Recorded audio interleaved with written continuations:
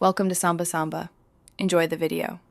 You start by installing the RDP client and ensuring account credentials and the target host are available.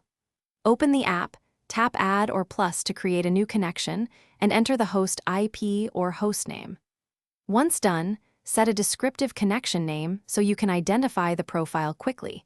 This is the first step toward changing the displayed name later. Make sure network access and any required VPN are active before proceeding so that you now edit the saved connection profile to change the visible name.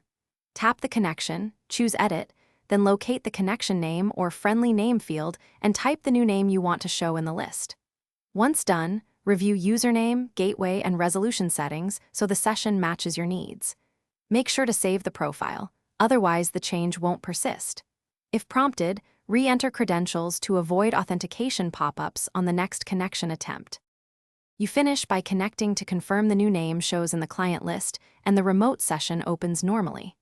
If everything works, tap Save and, if available, enable Auto Reconnect so future sessions use the updated profile automatically. If the connection fails, verify the host is reachable, port 3389 is open, and your credentials are correct. Also check VPN or gateway settings. One key troubleshooting tip: clear cached credentials and resave the profile.